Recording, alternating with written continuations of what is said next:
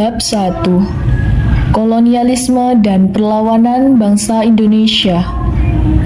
A. Keterkaitan sejarah antara situasi regional dan global. Yang pertama, jalur rempah, interkoneksi, dan keberadaan bangsa asing di Nusantara.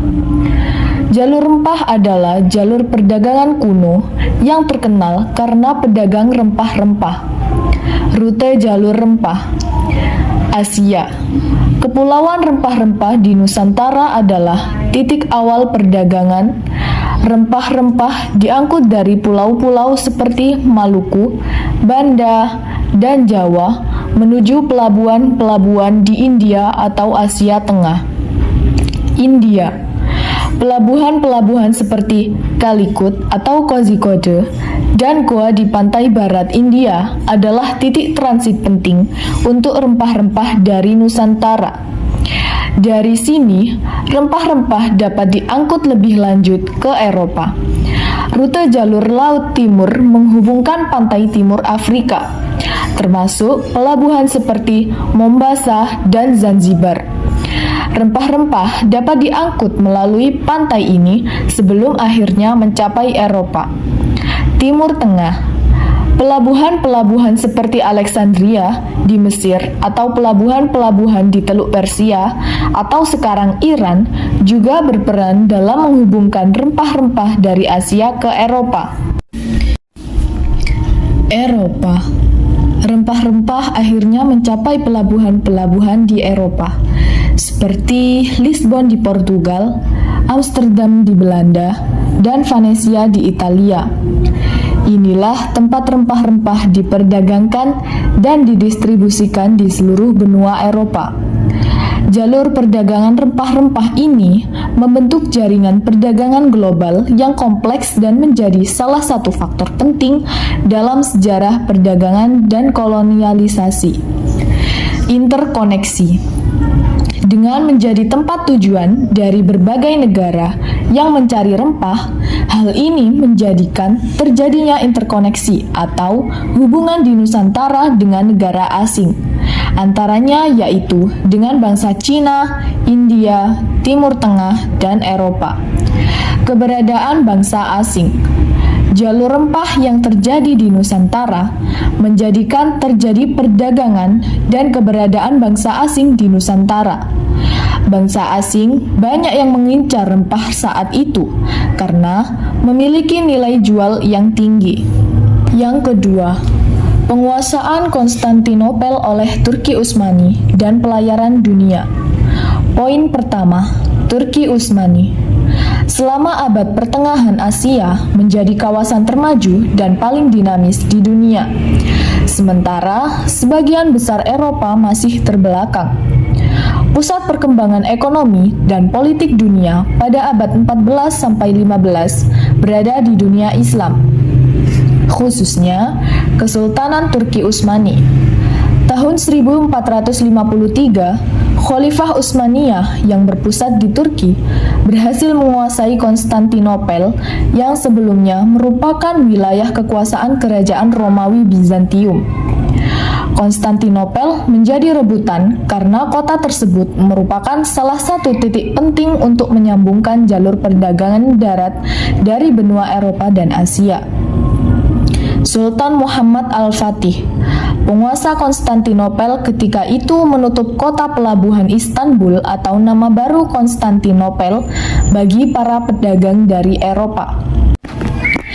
Hal tersebut membuat para pedagang kesulitan mendapatkan barang-barang yang dibutuhkan, karena bagi mereka rempah-rempah merupakan bahan baku yang berharga, yaitu dapat dijadikan sebagai bahan pembuat obat, parfum, makanan, dan yang terpenting untuk mengawetkan makanan.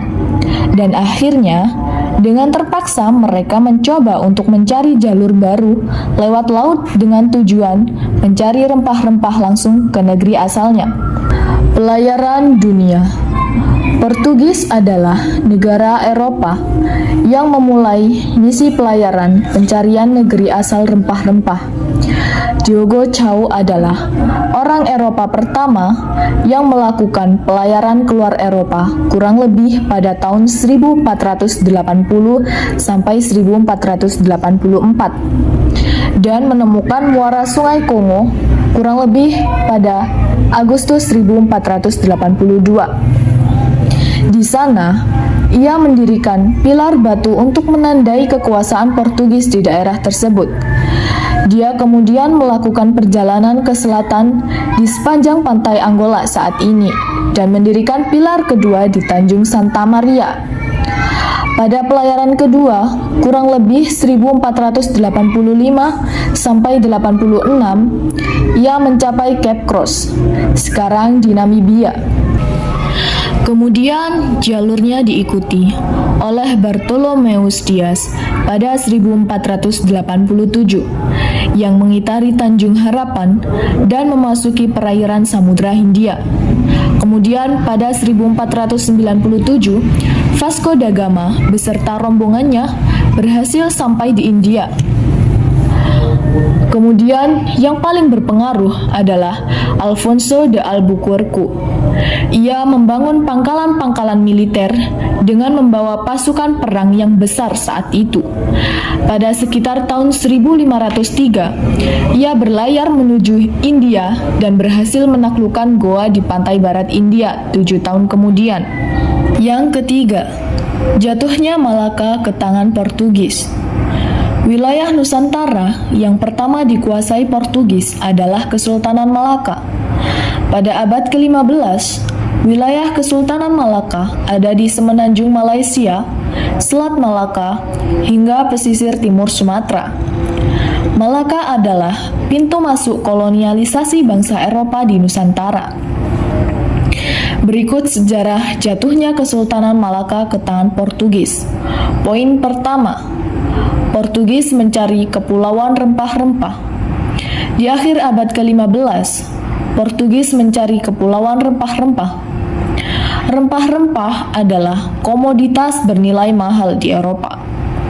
Rempah-rempah digunakan untuk mengawetkan daging.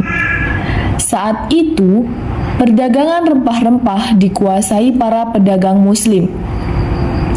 Bermodalkan kemampuan geografi dan astronomi, Portugis mengirim para pelayar untuk mencari daerah yang dimaksud. Pada 1487, pelayar Bartolomeu Dias pun mengitari Tanjung Harapan di Afrika dan memasuki Samudra Hindia. Kemudian pada 1497, pelayar Vasco da Gama sampai di India. Namun, di India, barang dagangan Portugis kalah saing dengan barang-barang dari Asia. Portugis kemudian memutuskan untuk berperang di laut. Maka pada 1503, Panglima Angkatan Laut Portugis Alfonso de Albuquerque pun berangkat ke India. Pada 1510, Alfonso de Albuquerque menaklukkan Goa. Pantai barat pun jadi pangkalan tetap Portugis. Portugis ingin mendominasi perdagangan laut Asia. Sasaran utama mereka adalah Malaka yang termasyhur di antara para pedagang. Poin yang kedua, pusat perdagangan. Saat itu, Kesultanan Malaka adalah pusat perdagangan dunia. Pedagang dari Arab dan Cina banyak ditemukan di wilayahnya. Tak mau kalah, Portugis mengutus Diogo Lopes de Sequeira. Ia diminta untuk menemukan Malaka, menjalin persahabatan dengan penguasa setempat, dan menetap di sana sebagai wakil Raja Portugal wilayah sebelah timur India. Sequeira tiba di Nusantara pada 1509. Awalnya, ia disambut dengan ramah oleh penguasa Kesultanan Malaka, Sultan Mahmud Shah. Namun, para pedagang Islam internasional yang ada di Malaka meyakinkan Mahmud bahwa Portugal merupakan ancaman berat. Sultan Mahmud Shah pun berbalik melawan Sequeira.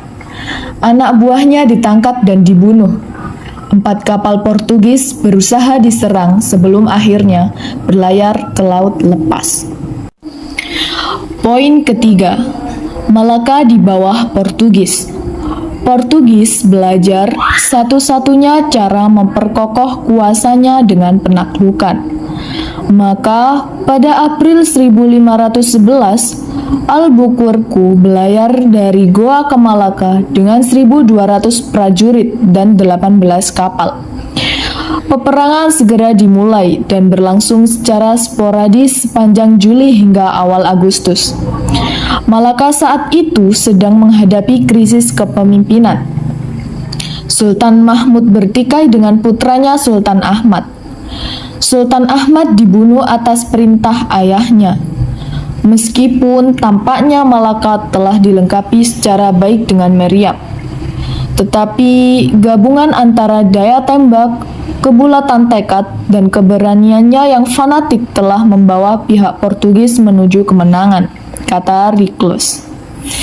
Malaka berhasil ditaklukkan. Albuquerque menetap di Malaka sampai November 1511. Ia menyiapkan benteng pertahanan untuk menahan serangan balasan dari orang-orang Melayu. B. Perlawanan bangsa Indonesia terhadap kolonialisme. 1. Saudagar dan penguasa lokal Nusantara. Posisi geografis Nusantara berada di dalam jalur perdagangan internasional antara negara India dan Cina. Dengan posisi yang menguntungkan, saudara dan penguasa lokal tidak menyia-nyiakan kesempatan untuk turut andil secara aktif di dalam tatanan perdagangan internasional. Kekuatan politik di Nusantara lahir dari pertumbuhan jaringan perdagangan internasional antar pulau. Kekuatan politik yang dimaksudkan salah satunya berada di pantai timur negeri Melayu, atau lebih dikenal dengan Kerajaan Sriwijaya yang terletak di muara Sungai Batanghari. Selain itu, ada beberapa kerajaan besar lain di Nusantara, seperti Kalingga, Jawa Tengah, Tarumanegara, Jawa Barat, Singosari, dan Majapahit, Jawa Timur. Kerajaan-kerajaan besar ini memiliki hubungan politis dengan kerajaan-kerajaan kecil atau saudagar yang berada di bawah kekuasaannya, di mana mereka saling memberikan hak dan kewajiban yang menguntungkan satu sama lain. Kerajaan-kerajaan kecil mendapatkan perlindungan dan rasa aman, sementara kerajaan-kerajaan besar memperoleh pengakuan simbolik, kesetiaan, serta pembayaran upeti dan komoditi untuk perdagangan internasional. Dinamika hubungan ini memperlihatkan gambaran jaringan perdagangan internasional pada masa abad penjelajahan di Indonesia. 2. Perang antar negara Eropa dan upaya menegakkan hegemoni di Nusantara. Salah satu perjanjian yang menjadi titik awal ekspansi Portugis dan Spanyol untuk menjelajah dunia adalah Perjanjian Tordesillas. Paus Paulus Alexander VI membagi garis demarkasi di Tordesillas yang ada di kawasan barat laut Spanyol untuk menghindari perebutan kekuasaan di antara keduanya. Karena perjanjian ini, pelaut Portugis berlayar ke timur melalui pantai barat Afrika. Perjanjian lain yang dikeluarkan setelahnya adalah Perjanjian Saragossa, 22 April 1529, yang merupakan kesepakatan atas persaingan Portugis dan Spanyol.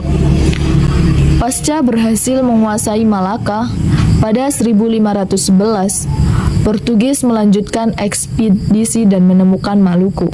Pada 1512, Portugis membuat persekutuan dengan Ternate, dan di saat yang bersamaan, Spanyol berhasil menemukan Maluku dan berhasil bersekutu dengan Tidore di tahun 1521. Pasca seabad melakukan monopoli perdagangan di Maluku, ambisi Portugis berkembang menjadi kolonisasi dan mendapat perlawanan dari Sultan Babullah. Di bawah komando Sultan, rakyat Maluku bisa diajak bersama-sama mengusir Portugis dari tanah Maluku. Ketidaksukaan Sultan Babullah bukannya tanpa alasan. Pasalnya, Sultan Hoirun, sang ayah, telah dibunuh oleh Portugis. Portugis resmi hengkang dari Ambon pada 25 Februari 1605 setelah bentengnya diserbu aliansi VOC dan penduduk lokal. VOC sebagai kongsi dagang Belanda berhasil menikung Portugis dan melakukan persekutuan dengan penduduk lokal di Ambon, yaitu penduduk Hitu. Setelah Portugis hengkang, Maluku kembali berganti dikuasai bangsa Eropa di bawah VOC. Pada 1611, Gubernur Jenderal VOC, Peter Booth, menetapkan Ambon sebagai pusat VOC di tanah koloni dan membangun kantor cabang di Batavia. Di 1618, Peter Booth digantikan oleh Jan Pieter Zoon yang akhirnya memindahkan pusat pemerintahan VOC ke Batavia di Jawa. 3. Melawan kuasa negara kolonial. Kedatangan Belanda pada awalnya tidak dilandasi oleh keinginan untuk menguasai seluruh wilayah Nusantara. Ketika ambisinya berubah untuk menegakkan sebuah negara koloni, muncul gelombang perlawanan dari penduduk lokal. Dalam rentang waktu ini, perlawanan rakyat terhadap kolonialisme lebih bersifat perang senjata. Mereka berjuang untuk melawan dan mengusir penjajah dengan dipimpin oleh tokoh masyarakat yang disegani di daerah masing-masing. Seringkali penjajah menggunakan strategi divide impera atau politik adu domba, sehingga tidak jarang Bumiputra menderita kekalahan.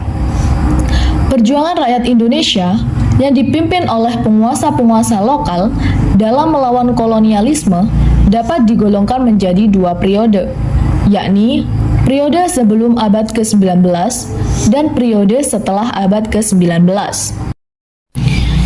Periode sebelum abad ke-19. Perlawanan terorganisir di Pulau Jawa dimulai sejak tahun-tahun awal kepindahan pusat pemerintahan VOC dari Ambon ke Batavia. Kesultanan Mataram dan VOC sempat mengirimkan utusan untuk berdiplomasi. Hubungan yang awalnya baik itu lalu berjalan tidak harmonis. Faktornya adalah bahwa kehadiran VOC di Batavia seringkali menghalangi kapal dari Mataram yang akan melakukan perdagangan ke Malaka. Hal ini menjadikan dorongan yang kuat untuk dapat mengusir VOC dari tanah Jawa.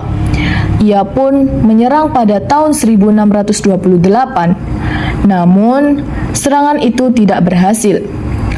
Lalu, tahun berselang Sultan Agung menyiapkan serangan keduanya, yang dilakukan pada Agustus sampai Oktober 1629, yang akhirnya juga mengalami kegagalan karena terjadi wabah kolera dan malaria. Gudang perbekalan untuk perang Kesultanan Mataram dibakar musuh sehingga persediaan makanan tidak mencukupi dan pasukannya juga kalah dalam hal persenjataan. Penyerangan langsung kepada kapal-kapal VOC di perairan Banten dilakukan oleh Sultan Ageng Tirtayasa antara tahun 1658 sampai 1659, serta wilayah-wilayah yang berbatasan dengan Batavia atau Angke dan Tangerang.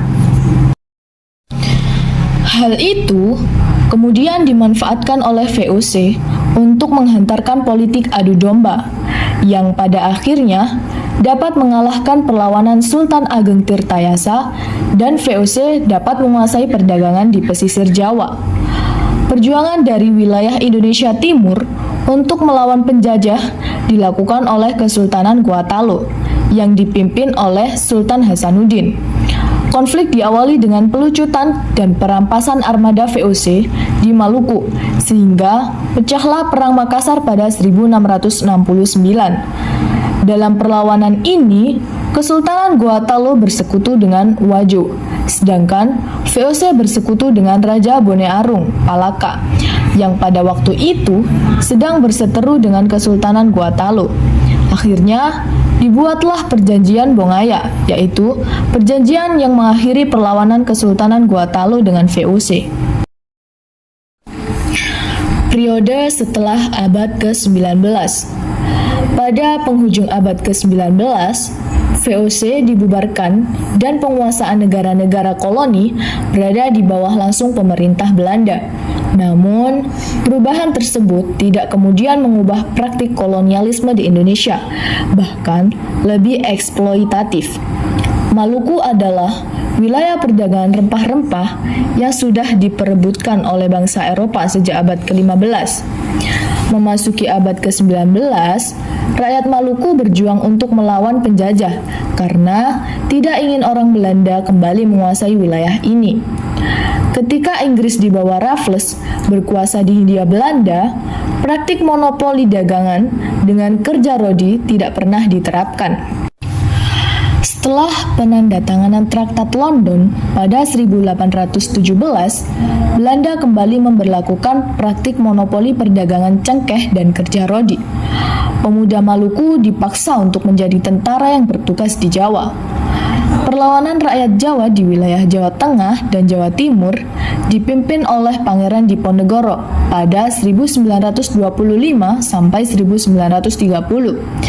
Perlawanan ini merupakan perlawanan paling sulit yang pernah dihadapi Belanda di tanah Hindia.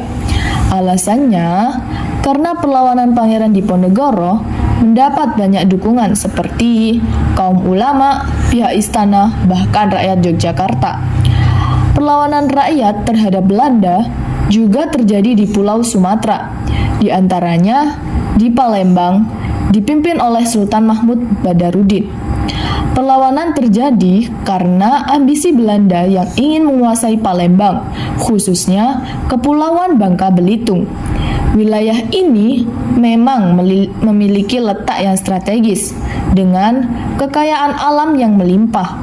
Saat Palembang berhasil dikuasai Belanda, Sultan Mahmud Badarudin ditangkap dan diasingkan ke Ternate. Selanjutnya adalah perlawanan rakyat Sumatera Barat atau dikenal Perang Padri, tepatnya di wilayah Kerajaan Pagaruyung. Perang ini berawal dari konflik internal masyarakat Minangkabau, yakni golongan adat dan kaum Padri atau golongan ulama. Kemudian, perjuangan rakyat Tapanuli Sumatera Utara melawan penjajah dilancarkan di bawah kepemimpinan Raja Sisingamangaraja XII pada 1870 sampai 1970. Terjadi pula perlawanan yang dilakukan oleh rakyat Bali bermula karena tindakan protes Belanda terhadap kebijakan Kerajaan Bali yang disebut Hak Tawan Karang. Aturan tersebut memberikan hak kepada kerajaan-kerajaan Bali untuk mengambil dan merampas muatan kapal asing yang terdampar di perairan Bali. Kemudian, terjadi perlawanan rakyat di Kalimantan dikenal dengan Banjar pada 1859 sampai 1950. Hal ini terjadi karena monopoli perdagangan Belanda di Kalimantan sangat merugikan perdagangan pribumi. Pemimpin perlawanan ini yaitu Pangeran Antasari yang merupakan sepupu Pangeran Hidayatullah. Ia mendapat julukan Panembahan Amiruddin Khalifatul Mukminin yang diberikan oleh para pengikutnya. C. Dampak penjajahan di negara koloni. 1. Dampak ekonomi. Dampak kolonialisme dan imperialisme di bidang ekonomi yang dilakukan oleh pemerintah kolonial bangsa Barat terhadap rakyat di Indonesia membawa dampak, di antaranya sebagai berikut. 1. Monopoli dan penguasaan suatu daerah atau koloni oleh penjajah menyebabkan terjadinya situasi yang tidak sehat dalam hal perdagangan. 2. Perekonomian bergeser dari pertanian, pangan menjadi industri perkebunan. 3. Praktik monopoli perdagangan yang diterapkan oleh VOC mengakibatkan mundurnya perdagangan di Nusantara dari kancah perdagangan internasional. 4. Dalam mengeksploitasi tanah jajahan VOC, memanfaatkan para penguasa tradisional atau menerapkan sistem indirect rule. dalam penyerahan wajib hasil bumi dan pemungutan atau pajak hasil bumi. 5. Penerapan sistem tanam paksa menyebabkan rakyat Indonesia mengenal jenis tanaman baru. Munculnya pedagang-pedagang perantara dalam perdagangan internasional yang dipegang oleh orang timur asing, sedangkan bangsa Indonesia hanya sebagai pengecer. 6. Munculnya kota-kota baru di sekitar perusahaan-perusahaan Belanda.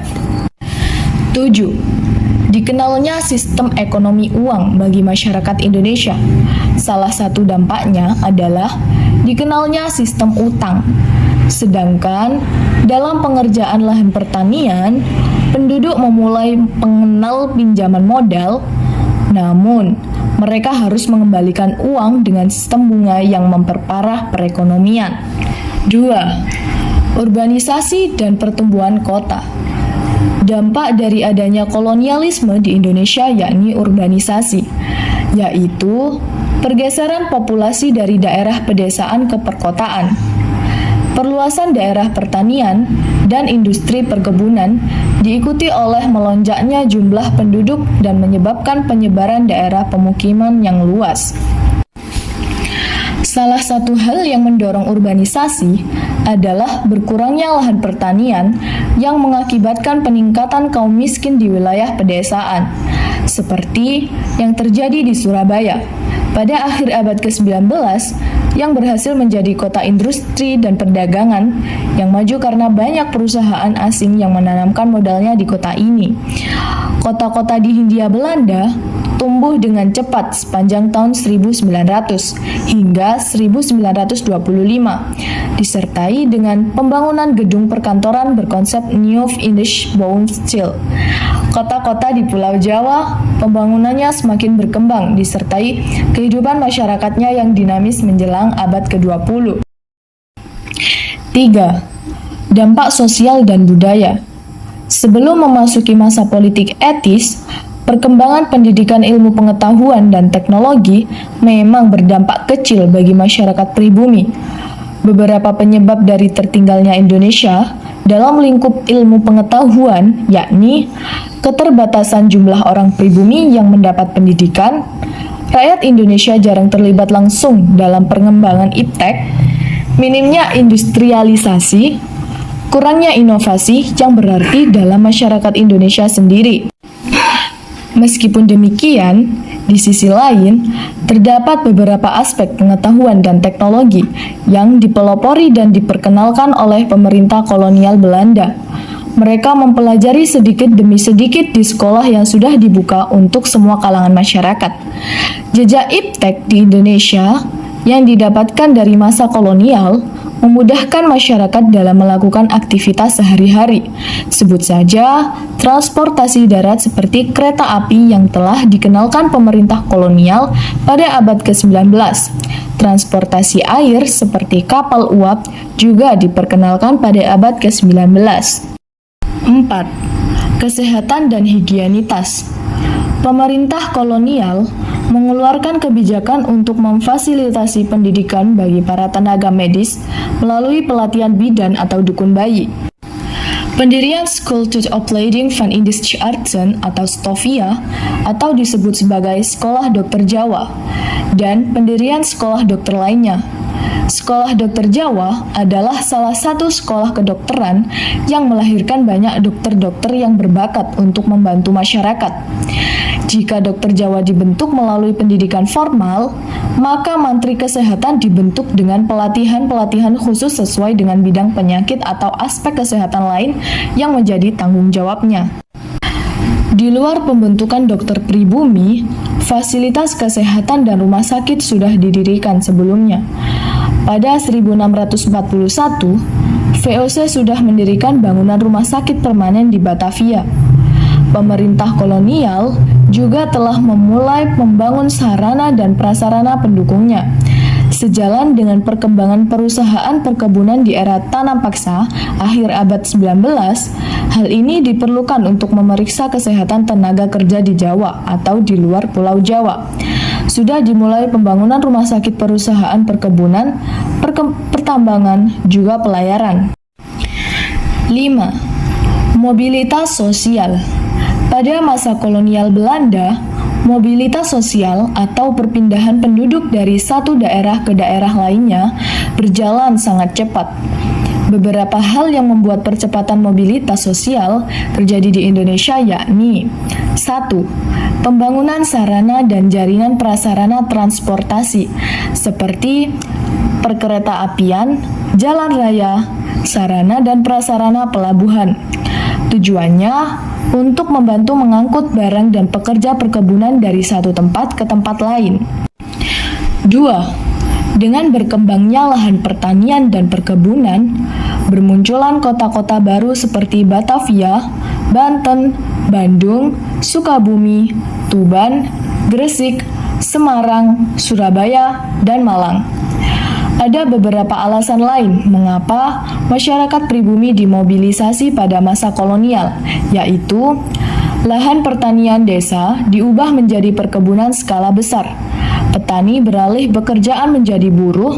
Hal ini mendorong para pekerja untuk meninggalkan desanya dan pindah ke lokasi industri baru yang lebih menjanjikan.